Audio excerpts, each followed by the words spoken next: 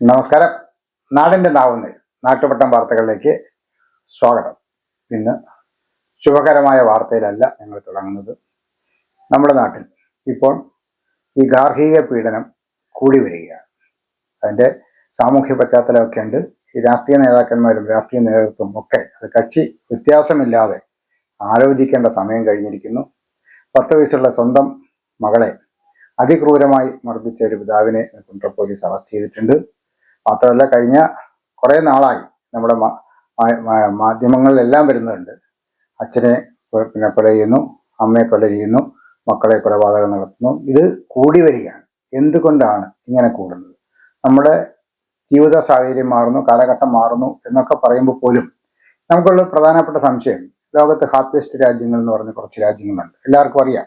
വലിയ നമ്മുടെ നേതാക്കന്മാരെല്ലാം വന്ന് വലിയ പ്രസംഗമൊക്കെ നടത്തുന്നത്. ആ രാജ്യവും നമ്മുടെ കൂട്ടുള്ള സാമൂഹിക സാഹചര്യത്തിൽ ഈ ലോകത്താണ് ആ രാജ്യങ്ങളും ഉള്ളത്. അവിടെയും ഉണ്ട് ഈ ഇതുപോലെ സൈബർ സാധനങ്ങളും. അവിടെയും ഉണ്ട് ഗൂഗിൾ കിട്ടും, അവിടെ ഫേസ്ബുക്ക് കിട്ടും, അവിടെ വാട്സാപ്പ് കിട്ടും.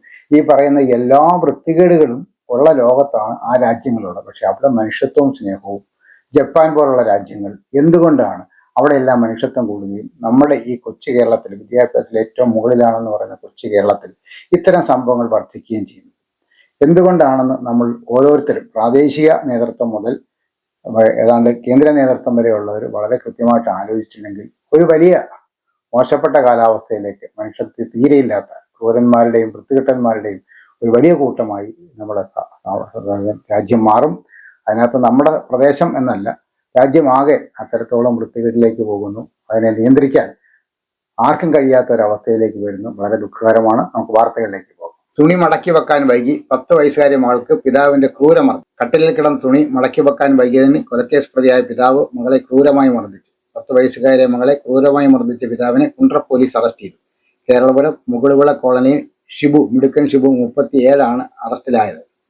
വെള്ളിയാഴ്ച ഉച്ചയ്ക്കായിരുന്നു സംഭവം. സുഹൃത്തുക്കളുമൊത്ത് വീട്ടിലിരുന്ന് മദ്യപിക്കുകയായിരുന്നു. മദ്യലഹരിയിൽ കട്ടിലിൽ കിടന്ന വസ്ത്രം മടക്കി വെക്കാത്ത എന്താണെന്ന് ചോദിച്ച് കുട്ടിയെ അതിക്രൂരമായി മർദ്ദിക്കുകയായിരുന്നു. മർദ്ദനത്തിൽ കുട്ടിയുടെ തോളലിന് പൊട്ടലുണ്ട്. പ്രതിയായ ഷിബു 2022 ഭാര്യാപിതാവിനെ തള്ളിയിട്ട് കൊന്ന കേസിലെ പ്രതിയാണ്.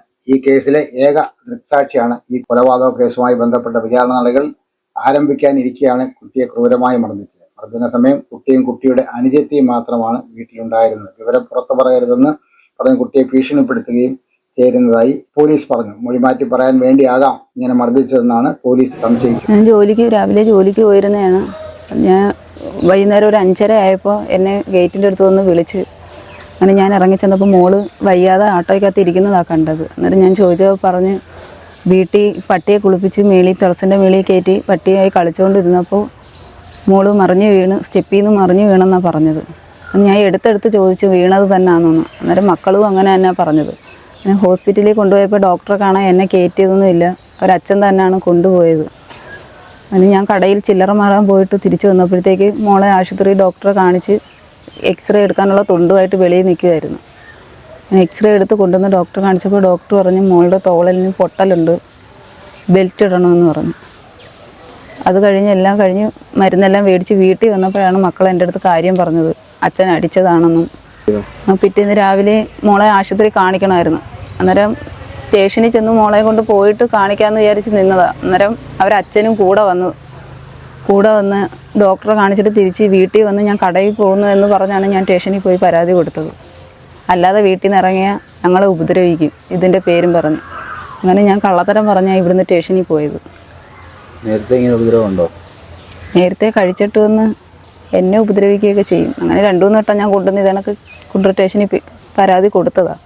അന്ന് മക്കളുമായിട്ട് വന്ന് മക്കളെ കൊണ്ട് അങ്ങനെയൊന്നും നടന്നില്ല എന്ന് കുഞ്ഞുങ്ങളെ കൊണ്ട് പറയിപ്പിക്കും. അമ്മ വെറുതെ ഇവിടുന്ന് ഇറങ്ങി പോകുന്നതാന്ന് കുഞ്ഞുങ്ങളെ കൊണ്ട് പറയിച്ച് അവിടുന്ന് ഒത്തീർപ്പാക്കി അവർ വിടും. ലക്ഷ്യത്തിലേക്കുള്ള വഴി അന്വേഷിക്കുകയാണോ നിങ്ങൾ? ഉന്നത വിജയം നിങ്ങളുടെ ആഗ്രഹമാണോ? ഫുൾ A+ നിങ്ങളുടെ സ്വപ്നമാണോ? ആദ്യമെത്താൻ അറിവിൽ തുടങ്ങണം, ആഴത്തിൽ തുടങ്ങണം. മികച്ച വിജയം യാഥാർത്ഥ്യമാക്കാൻ വേണൂസിലേക്ക് സ്വാഗതം. എല്ലാ ക്ലാസുകളിലേക്കുമുള്ള അഡ്മിഷൻസ് ആരംഭിച്ചിരിക്കുന്നു. Venu's college, Kundara, Elampalloor, Kuzhimathikkad, Chowalloor. Library council പരിശീലനം. ജില്ലാ ലൈബ്രറി കൗൺസിലിന്റെ നേതൃത്വത്തിൽ ഗ്രന്ഥശാല സെക്രട്ടറിമാർക്കും ലൈബ്രറിമാർക്കും 2 ദിവസം നീണ്ടു നിൽക്കുന്ന പരിശീലനം നൽകി. കിഴക്കേക്കല്ല, പേരയം, കുണ്ടറ, പെരിനാട്, കൊറ്റങ്കര, ഇളമ്പള്ളൂർ പഞ്ചായത്തുകളിലെ പ്രവർത്തകർക്കാണ് പരിശീലനം നൽകിയത്. ലൈബ്രറി കൗൺസിൽ ജില്ലാ സെക്രട്ടറി ഡി സുകേശൻ ഉദ്ഘാടനം ചെയ്തു. ജില്ലാ പ്രസിഡന്റ് കെ ബി മുരളീകൃഷ്ണൻ അധ്യക്ഷത വഹിച്ചു. Doctor K R Anil, Ahammad Najeem Vaidyan എന്നിവർ വിവിധ സെഷനുകൾ കൈകാര്യം ചെയ്തു.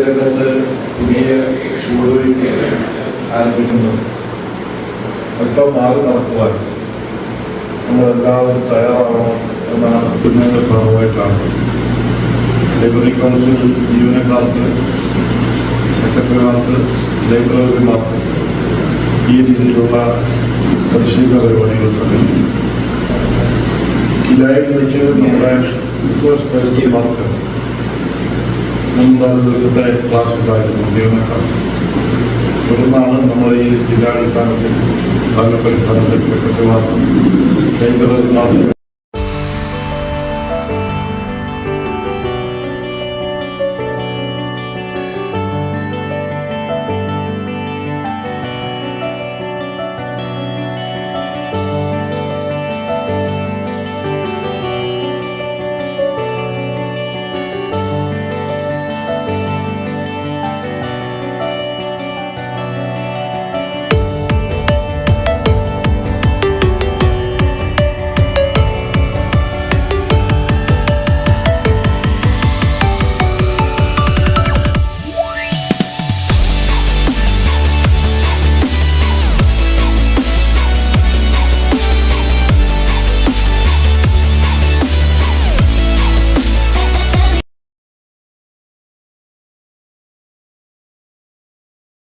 ബാലവേദി മേഖലാ പരിശീലനം നടന്നു. കേരള ശാസ്ത്ര സാഹിത്യ പരിഷത്ത് കുണ്ട്ര മേഖല ബാലവേദി പ്രവർത്തകർക്കുള്ള പരിശീലനം കിഴക്കേക്കള്ള ഗവൺമെന്റ് LPSൽ നടന്നു. ബാലവേദി കൺവീനർ ജെ കമലാസനൻ ഉദ്ഘാടനം ചെയ്തു. ജില്ലാ ബാലവേദി കൺവീനർ മോഹൻദാസ് ആമുഖ പ്രഭാഷണം നടത്തി. ഡോക്ടർ ജയചന്ദ്രൻ, അനിൽ ബാബു, ഡോക്ടർ സുഭാഷ് എന്നിവർ യഥാക്രമം നിർമ്മാണം, പാട്ട്, കളി, ലഘു പരീക്ഷണം എന്നിവയ്ക്ക് നേതൃത്വം നൽകി. മേഖലാ secretary Johnson Assisi, president B Kunjumon, B Vasanthakumar, ജില്ലാ കമ്മിറ്റി അംഗം സൂരി, ജോൺസൺ കൊടുവിള എന്നിവർ വിവിധ സെഷനുകൾക്ക് നേതൃത്വം നൽകി. മേഖലയിലെ യൂണിറ്റുകളിൽ നിന്ന് 24 പേർ ക്യാമ്പിൽ പങ്കെടുത്തു. വരും ദിവസങ്ങളിൽ എല്ലാ യൂണിറ്റുകളിലും ബാലവേദി പ്രവർത്തനങ്ങൾ ശക്തിപ്പെടുത്താനുള്ള കർമ്മ പരിപാടിക്ക് ക്യാമ്പിൽ രൂപം നൽകി.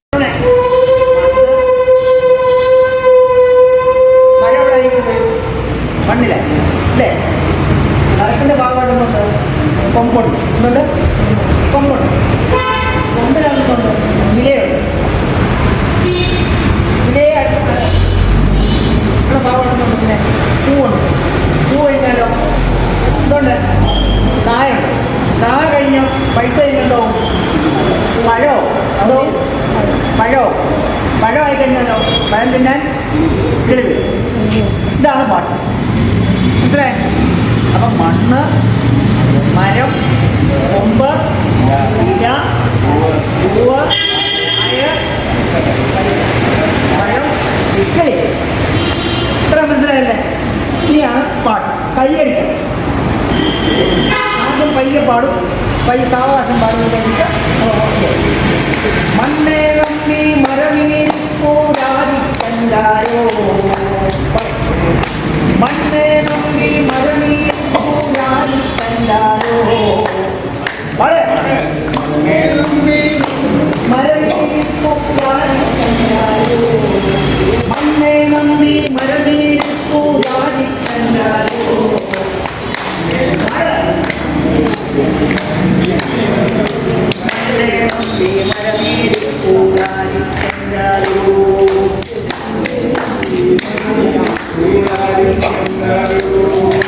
മരത്തെ നമ്പി പൊങ്കി പൂരാരിക്കണ്ടാരോ, മരത്തെ നമ്പി പൊങ്കി പൂരാരിക്കണ്ടാരോ, മരത്തെ നമ്പി പൊങ്കി പൂരാരിക്കണ്ടാരോ, മരത്തെ നമ്പി പൊങ്കി പൂരാരിക്കണ്ടാരോ, മരത്തെ നമ്പി പൊങ്കി പാട് പൊങ്കി പൂരാരിക്കണ്ടാരോ, മരത്തെ നമ്പി പൊങ്കി പൂരാരിക്കണ്ടാരോ, മരത്തെ നമ്പി പൂരാരിക്കണ്ടാരോ, മരത്തെ നമ്പി പൂരാരിക്കണ്ടാരോ, കൊമ്പേ നമ്പി ഇലയിൽ പൂരാരിക്കണ്ടാരോ, കൊമ്പേ നമ്പി ഇലയിൽ പൂരാരിക്കണ്ടാരോ.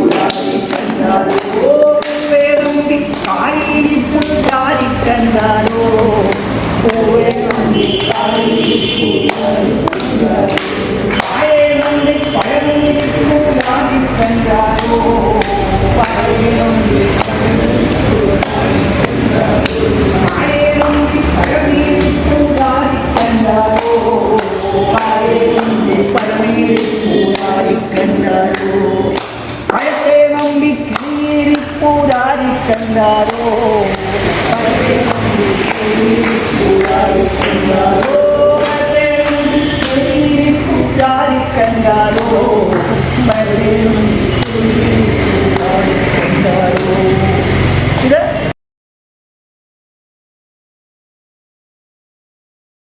പേരൻസ് അസോസിയേഷൻ ഓഫ് ഡിസേബിൾഡി ഏബിൾഡ് ഇൻസ്റ്റലേഷൻ വദക് ജില്ലാ കമ്മിറ്റിയുടെ നേതൃത്വത്തിൽ SSLC +2 പരീക്ഷയിൽ വിജയിച്ച ഭിന്നശേഷി കുട്ടികളെ ആദരിച്ചു. M. നൌഷാദ് MLA ഉദ്ഘാടനം ചെയ്തു. ജില്ലാ പ്രസിഡന്റ് ഇസ്മായിൽ അധ്യക്ഷത വഹിച്ചു. സംസ്ഥാന പ്രസിഡന്റ് KG അനിൽകുമാർ സംഘടനാ വിശദീകരണം നടത്തി. കൊറ്റങ്കര പഞ്ചായത്ത് പ്രസിഡന്റ് വിനീതകുമാരി മുഖ്യപ്രഭാഷണം നടത്തി. Mukhathala block panchayat vice president H. Hussain, panchayat vice president Shajimol, panchayat അംഗം ഷിബു, ബ്രോ നൌഷാദ്, ഷെരീഫ്, സംസ്ഥാന ഭാരവാഹികളായ രാധാകൃഷ്ണൻ നായർ, അജയൻ, വരവിള നവാസ്, ടൂനു ജേക്കബ്, ബിജു കൃഷ്ണൻ എന്നിവർ സംസാരിച്ചു. സാധാരണഗതിയിൽ നിന്നും വ്യത്യസ്തമായ സ്വഭാവ വിശേഷമുള്ള കുട്ടികളുടെ കാര്യമാകുമ്പോൾ പ്രത്യേകിച്ചു ഇതൊക്കെ പറയുമ്പോഴും കുട്ടികൾ SSLC പാസ്സായപ്പോ സന്തോഷ വാർത്തകൾ, പൊങ്ങൽ വാർത്ത, റിസൾട്ട് അറിഞ്ഞ ഉടനെ നാക്കൂല വിളിക്കും. കാരണം അത്രത്തോളം സന്തോഷമാണ് അത്. പൊങ്കലെന്ന് ഞാൻ പറഞ്ഞ നെഗറ്റീവായിട്ടല്ല, മക്കളെ കുറിച്ച് അഭിമാനത്തോടെ മറ്റുള്ളവരോട് പറയുക എന്നുള്ളത് ഏതൊരു രക്ഷകർത്താവിന്റെയും അവകാശമാണെന്നാണ് ഞാൻ പറയുന്നത്.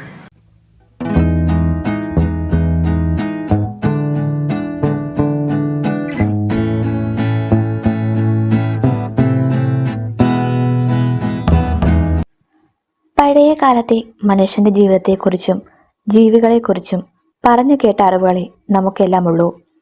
എന്നാൽ ഇവയുടെയെല്ലാം കാലപ്പഴക്കങ്ങൾ കൃത്യമായി ശാസ്ത്രജ്ഞന്മാർ നമുക്ക് പറഞ്ഞു തരുന്നുമുണ്ട്. എങ്ങനെയാണ് ഇത് സാധ്യമാവുക? പൗരാണിക വസ്തുക്കളുടെ പ്രായം നിർണ്ണയിക്കുന്നതിന് കാർബൺ ഡേറ്റിംഗ് സമ്പ്രദായം ഉപയോഗിക്കുന്നത് എന്തുകൊണ്ടായിരിക്കാം? ഇന്ന് നമുക്ക് അതിനെക്കുറിച്ചൊന്ന് നോക്കാം. പുരാതനമായ ഫോസിലുകൾ, ആദിമ മനുഷ്യന്റെയും മൃഗങ്ങളുടെയും മറ്റും അവശിഷ്ടങ്ങൾ എന്നിവയുടെ പഴക്കം കണ്ടെത്തുക എന്നത് പുരാവസ്തു ശാസ്ത്രത്തിൽ വളരെ പ്രധാനമാണ്. കാലപ്പഴക്കം അറിയുന്നതിന് ഏറ്റവും സൂക്ഷ്മമായി ഉപയോഗിക്കാവുന്നതും ഏറ്റവും പ്രചാരമുള്ളതുമായ മാർഗം കാർബൺ മൂലകത്തിന്റെ റേഡിയോ ആക്റ്റീവത ഉപയോഗിച്ചുള്ളതാണ്. ജീവനുള്ള എന്തും കാർബൺ യൗഗികങ്ങളാണ്. അന്തരീക്ഷത്തിലെ കാർബൺ ഡൈ ഓക്സൈഡിൽ നിന്ന് പ്രഭാകലനം വഴി കാർബൺ സസ്യങ്ങളിൽ എത്തുന്നു. ആ സസ്യങ്ങൾ ഭക്ഷിക്കുന്ന ജീവികളിലും അവയെ ഭക്ഷിക്കുന്ന മറ്റ് ജീവികളിലും കാർബൺ എത്തിച്ചേരുന്നു. കാർബൺ മൂലകത്തിന്റെ അണുകേന്ദ്രത്തിൽ സാധാരണയായി 6 പ്രോട്ടോണുകളും 6 ന്യൂട്രോണുകളുമാണ് അടങ്ങിയിരിക്കുക. അതിനാൽ പ്രസ്തുത മൂലകത്തിന് കാർബൺ 12 എന്നും പേരുണ്ട്. എന്നാൽ ചുരുക്കം ചില കാർബൺ അണുക്കളിൽ 6 ന്യൂട്രോണുകൾക്ക് പകരം 8 ന്യൂട്രോണുകൾ കാണും. ഇതിനെ കാർബൺ 14 എന്ന് വിളിക്കുന്നു. കാർബൺ 14 റേഡിയോ ആക്റ്റീവ് സ്വഭാവമുള്ള മൂലകമാണ്. തന്മൂലം അത് സ്വയമേ വിഘടിക്കുന്നു. കാർബൺ 14 നൈട്രജനാണ് വിഘടിക്കുക. ഈ പ്രക്രിയ, അതായത് കാർബൺ 14 നൈട്രജനായി വിഘടിക്കുന്നത്, ഒരു നിശ്ചിത വേഗത്തിലാണ് നടക്കുന്നത്. കുറേയധികം കാർബൺ 14 അണുക്കൾ എടുത്താൽ അതിൽ പകുതിയും നൈട്രജനായി മാറാൻ 5568 കൊല്ലം വേണം. ജീവികളുടെ ശരീരത്തിൽ അടങ്ങിയിട്ടുള്ള കാർബൺ 14 ജീവി മരിക്കുന്നതോടെ കുറേശ്ശെയായി നൈട്രജനായി മാറുന്നു. ജീവി മരിച്ചു കഴിഞ്ഞാൽ പുതിയ കാർബൺ 14 ശരീരത്തിൽ പ്രവേശിക്കുകയുമില്ല. പുരാവസ്തു ശാസ്ത്രജ്ഞന്മാർ പ്രത്യേക ഉപകരണങ്ങളുടെ സഹായത്തോടെ ജീവികളുടെ അവശിഷ്ടത്തിൽ അടങ്ങിയിട്ടുള്ള കാർബൺ 14 അളവ് കണ്ടുപിടിക്കുന്നു. ഇതിൽ നിന്നും പ്രസ്തുത ജീവിയിൽ തുടക്കത്തിൽ എത്ര കാർബൺ 14 അടങ്ങിയിരിക്കുന്നുവെന്നും ഏതാണ്ട് എന്നാണ് പ്രസ്തുത ജീവി അഥവാ സസ്യം മരണമടഞ്ഞതെന്നും കണ്ടുപിടിക്കാം. ഔപചാരിക വിദ്യാഭ്യാസം പൂർത്തിയാക്കാത്തവർക്കായി സാക്ഷരതാ മിഷൻ നടപ്പിലാക്കുന്ന ഹയർ സെക്കൻഡറി തുല്യതാ പരീക്ഷയുടെ നൈപുണ്യ വികസന പദ്ധതി പൂർത്തീകരിച്ച് ജില്ലാ പഞ്ചായത്ത്. പദ്ധതിയുടെ സമാപനവും സർട്ടിഫിക്കറ്റ് വിതരണവും ജില്ലാ പഞ്ചായത്ത് പ്രസിഡന്റ് PK ഗോപൻ ഉദ്ഘാടനം ചെയ്തു. വൈസ് പ്രസിഡന്റ് ശ്രീജ ഹരിദാസ് ഹരീഷ് അധ്യക്ഷത വഹിച്ചു. ജില്ലാ സാക്ഷരതാ മിഷന്റെ കീഴിലെ 26 പഠന കേന്ദ്രങ്ങളിൽ നിന്ന് 195 പഠിതാക്കൾ അസാപ് മുഖേന പരിശീലനം നേടി.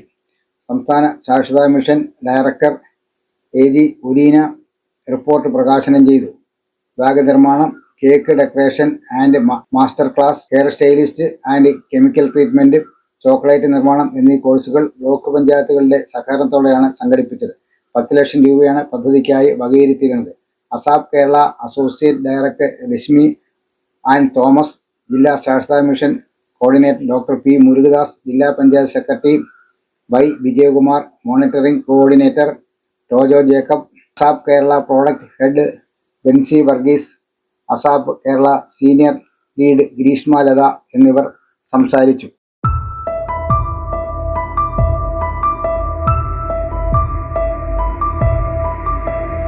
പ്രമേഹത്തെ നിലയ്ക്ക് നിർത്താം. കുടുംബങ്ങൾ പോലും ഫാസ്റ്റ് ഫുഡ് സംസ്കാരത്തിന്റെ പിടിയിലമർന്നിരിക്കുന്നു. ബേക്കറി സാധനങ്ങളുടെയും ഐസ്ക്രീം പോലുള്ള മധുര വിഭവങ്ങളുടെയും ഉപയോഗം കൂടി. ഇത് ശരീരത്തിന്റെ സ്വാഭാവിക പ്രവർത്തനങ്ങളെ താറുമാറാക്കി. ജീവിതശൈലി രോഗങ്ങളുടെ പട്ടികയിൽ 1-ാം സ്ഥാനത്താണ് പ്രമേഹം. 2-ാം സ്ഥാനം ഹൃദ്രോഗത്തിനാണ്. 3-ാം സ്ഥാനത്ത് അമിതവണ്ണവും ബന്ധപ്പെട്ട രോഗങ്ങളുമാണ്. 4-ാം സ്ഥാനത്ത് അമിത രക്തസമ്മർദ്ദമാണ്. മറ്റൊന്ന് കൊളസ്ട്രോളാണ്. ഇതെല്ലാം ജീവിതശൈലി നമുക്ക് സമ്മാനിക്കുന്ന രോഗങ്ങളും. ഭക്ഷണം തിരഞ്ഞെടുക്കുമ്പോൾ എന്തൊക്കെ ശ്രദ്ധിക്കണം? പണ്ടൊക്കെ ഇലക്കറികൾക്കും പച്ചക്കറികൾക്കുമായിരുന്നു ആഹാരക്രമത്തിൽ പ്രഥമ സ്ഥാനം. ഇവയിൽ നാരുകളും പോഷക ഗുണവും ധാരാളം ഉണ്ടായിരുന്നു. ഇറച്ചിയുടെ ഉപയോഗം വളരെ അപൂർവമായിരുന്നു. ഇന്നതെല്ലാം പാടെ മാറിമറിഞ്ഞു. മധുരമുള്ളതും വറുത്തതും പൊരിച്ചതും കൊഴുപ്പ് നിറഞ്ഞതുമായ ആഹാര സാധനങ്ങൾക്ക് അടിമയായി മാറി. പ്രത്യേകിച്ച് ചെറുപ്പക്കാർ. മാംസാഹാരം ഭക്ഷണത്തിൽ നിന്നും ഒഴിച്ചുകൂടാത്തതായി മാറി. കുടുംബങ്ങൾ പോലും ഫാസ്റ്റ് ഫുഡ് സംസ്കാരത്തിന്റെ പിടിയിലമർന്നു. ബേക്കറി സാധനങ്ങളുടെയും ഐസ്ക്രീം പോലുള്ള മധുര വിഭവങ്ങളുടെയും ഉപയോഗം കൂടി. ഇത് ശരീരത്തിന്റെ സ്വാഭാവിക പ്രവർത്തനങ്ങളെ താറുമാറാക്കി. വ്യായാമം നിർബന്ധം. പഴയ കാലത്ത് കുട്ടികൾ സ്കൂൾ വിട്ടു വന്നാൽ ഉടൻ ഓടിച്ചാടി കളിക്കാൻ പോകുമായിരുന്നു. കൃഷി വ്യാപകമായിരുന്നതിനാൽ മുതിർന്നവർ കൃഷിയിടത്തിൽ പണിയെടുത്തിരുന്നു. ഇതെല്ലാം ശരീരത്തിന് നല്ല ആയാസം നൽകുന്ന പ്രവർത്തികളായിരുന്നു. ഇന്ന് കുട്ടികൾക്കും മുതിർന്നവർക്കും പല കാരണങ്ങൾ കൊണ്ടും വ്യായാമം ചെയ്യാൻ സാധിക്കാതെ വരുന്നു. താല്പര്യക്കുറവ്, സമയക്കുറവ്, TV സംസ്കാരം, പഠനഭാരം, ട്യൂഷൻ ഇതെല്ലാം വ്യായാമശീലം കുറയാൻ കാരണമായി. സീരിയലുകളും ക്രിക്കറ്റ് പോലുള്ള കളികളും വന്നതോടെ വ്യായാമം ചെയ്യാനുള്ള സമയമുണ്ടെങ്കിൽ പോലും അതിനൊന്നും മെനക്കെടാൻ ആളുകൾ തയ്യാറല്ലാതെയായി. ഇതിനെല്ലാം പുറമെയാണ് ജോലി തിരക്ക്. ഇങ്ങനെ വ്യായാമം നമ്മുടെ സമൂഹത്തിൽ നിന്നും അപ്രത്യക്ഷമായി കൊണ്ടിരിക്കുന്ന അവസ്ഥയാണ് ഇന്നുള്ളത്. അമിതവണ്ണം കുറയ്ക്കാം. വ്യായാമത്തിന്റെ കുറവ്, അമിതമായി കൊഴുപ്പും മധുരവുമുള്ള ആഹാരം, ഇലക്കറികളും ഫൈബറും അടങ്ങിയ ആഹാരത്തിന്റെ അഭാവം, ഭക്ഷണക്രമത്തിൽ വന്ന മാറ്റങ്ങൾ, വ്യായാമം ഇല്ലാത്ത ജീവിതം ഇതെല്ലാം അവസാനിക്കുന്നത് അമിതവണ്ണത്തിലാണ്. ഇത് ശരീരത്തിൽ ഇൻസുലിന്റെ പ്രവർത്തനം മോശമാകാൻ കാരണമാകുന്നു. ഇൻസുലിന്റെ പ്രവർത്തനക്ഷമത കുറയുന്നു. ഇൻസുലിനാണ് ശരീരത്തിലെ പഞ്ചസാരയുടെ അളവിനെ നിയന്ത്രിക്കുന്നത്. ഇൻസുലിൻ ഉൽപാദനം ഉണ്ടെങ്കിൽ പോലും അതിന്റെ പ്രവർത്തനക്ഷമത കുറയാൻ അമിതവണ്ണം കാരണമാകുന്നു. ഇങ്ങനെ രക്തത്തിലെ ഗ്ലൂക്കോസിന്റെ അളവ് കൂടുകയും പ്രമേഹം ഉണ്ടാകാൻ കാരണമാവുകയും ചെയ്യുന്നു. പാരമ്പര്യം നിസ്സാരമാക്കരുത്. അച്ഛനോ അമ്മയോ പ്രമേഹ രോഗിയാണെങ്കിൽ അവർക്കുണ്ടാകുന്ന കുട്ടികളിൽ 10 മുതൽ 15% വരെ പ്രമേഹത്തിന് സാധ്യതയുണ്ട്. മാതാപിതാക്കൾ 2 പേരും പ്രമേഹ രോഗികളാണെങ്കിൽ 60%-ലധികം കുട്ടികളിൽ പ്രമേഹമുണ്ടാകാൻ സാധ്യതയുണ്ട്. മാനസിക പിരിമുറുക്കവും പ്രമേഹത്തിന് കാരണമാകാറുണ്ട്. ടെൻഷൻ കൂടുതലുള്ള ഒരു ജീവിതശൈലിയാണ് ഇപ്പോഴുള്ളത്. കുട്ടികളിൽ പോലും ടെൻഷൻ കാണപ്പെടുന്നു. പഠനകാര്യത്തിൽ കുട്ടികൾ കടുത്ത മാനസിക സമ്മർദ്ദത്തിൽ അകപ്പെടുന്നുണ്ട്. അവർക്ക് വിശ്രമവും വ്യായാമവും ലഭിക്കുന്നില്ല. മാനസിക പിരിമുറുക്കവും അമിത ഉത്കണ്ഠയും ഇൻസുലിന് എതിരായി പ്രവർത്തിക്കുന്ന ഹോർമോണുകൾ ശരീരത്തിൽ കൂടുതലായി ഉണ്ടാകുന്നു. അഡ്രിനാലിൻ, കോർട്ടിസോൾ, ഗ്ലൂക്കാഗോൺ തുടങ്ങിയ ഇൻസുലിൻ വിപരീതമായി പ്രവർത്തിക്കുന്ന ഹോർമോണുകളുടെ അളവ് വർദ്ധിക്കുന്നു. അളവ് വർദ്ധിക്കുമ്പോൾ ഇൻസുലിന്റെ ശേഷി കുറയുന്നു. ഷോപ്പിംഗിൽ ശ്രദ്ധിക്കാൻ. സാധാരണ കടകളിൽ പോയി വാങ്ങുമ്പോൾ സെയിൽസ്മാൻ പൊതിഞ്ഞു നൽകുന്ന സാധനവുമായി വീട്ടിലേക്ക് മടങ്ങേണ്ടി വരുന്നു. ആ ഉൽപ്പന്നത്തിന്റെ വിലയല്ലാതെ മറ്റൊന്നും കടക്കാരനോ വാങ്ങിക്കുന്ന ആൾക്കോ അറിയാൻ ഈ ഷോപ്പിങ്ങിലൂടെ കഴിയില്ല. പ്രമേഹ രോഗികൾ പാക്കറ്റിൽ വരുന്ന ഭക്ഷ്യ സാധനങ്ങൾ വാങ്ങുമ്പോൾ പ്രത്യേകം ശ്രദ്ധിക്കണം. അതിനായി ഭക്ഷ്യസാധനങ്ങളുടെ പാക്കറ്റിന്റെ പുറത്തെ ലേബലുകൾ സസൂക്ഷ്മം വായിക്കണം. അതിൽ ഉൽപ്പന്നത്തിന്റെ ഉള്ളടക്കത്തെക്കുറിച്ച് വ്യക്തമായ വിവരങ്ങൾ രേഖപ്പെടുത്തിയിരിക്കും. ഉൽപ്പന്നം കലോറി കുറഞ്ഞതോ കൂടിയതോ എന്നും വറുത്തതോ വറുക്കാത്തതോ എന്നൊക്കെ പ്രമേഹബാധിതർ അറിഞ്ഞിരിക്കണം. തണുത്തത്, പുഴുങ്ങിയത്, ഉണക്കിയത് എന്നൊക്കെയുള്ള വിവരങ്ങൾ ലേബിളിൽ നിർമ്മാതാക്കൾ തന്നെ നൽകിയിരിക്കും. ലേബൽ വായിച്ചു നോക്കുമ്പോൾ ഈ ഉൽപ്പന്നം പ്രമേഹം ബാധിച്ച ഒരാൾക്ക് കഴിക്കാൻ നല്ലതാണോ എന്ന് തിരിച്ചറിയാൻ സാധിക്കും. വാർത്തകൾ ഇന്നിവിടെ സമാപിക്കുകയാണ്. വാർത്തയോടൊപ്പം ഞങ്ങൾ എന്നും പറയുന്ന പോലെ വീണ്ടും ആവർത്തിച്ച് പറയുന്നു, ലൈല ക്രിയേഷൻസിന്റെ 6 ഹ്രസ്വചിത്രങ്ങൾ ഇപ്പോൾ യൂട്യൂബിൽ ലഭ്യമാണ്. ഏറ്റവും അവസാനത്തേത് ഞങ്ങളുടെ സമയം എന്ന സിനിമയാണ്. അതിന് തൊട്ടുമ്പോൾ ആരുണ്ട്. ഈ 2 സിനിമകളും സംഭാഷണങ്ങളുള്ളതാണ്. അതിനു മുമ്പുള്ള 4 സിനിമകളും നാളെയും, കനൽച്ചിരികളും, മുഖവും, ആരും, ഈ 4 സിനിമകളും നമ്മൾ സംസാരമില്ലാത്തതാണ്. പക്ഷേ ഇതെല്ലാം ഞങ്ങൾ ലൈല ക്രിയേഷൻസ് കൈകാര്യം ചെയ്യുന്നത് സാമൂഹ്യ പ്രസക്തമായ വിഷയങ്ങളാണ്. ഇതിലേതിലെങ്കിലും ഒന്നിൽ നിങ്ങൾ തീർച്ചയായിട്ടും ഒരു കഥാപാത്രമായിരിക്കും. അതുകൊണ്ട് തന്നെ നിങ്ങൾ ഈ സിനിമയെല്ലാം കാണുകയും വിലയിരുത്തുകയും ചെയ്യണം എന്ന് അഭ്യർത്ഥിക്കുകയാണ്. നിങ്ങൾ ഓരോരുത്തരും സിനിമകൾ ഇന്ന് തന്നെ കാണും എന്ന് പ്രതീക്ഷിക്കുന്നു. നാളെ നമുക്ക് വീണ്ടും നമ്മുടെ മൊബൈൽ ഫോണുകളിലൂടെ പരസ്പരം കാണാം. അതുവരെ നാട്ടുവട്ടം ടീമിന്റെ സ്നേഹം, ആദരം.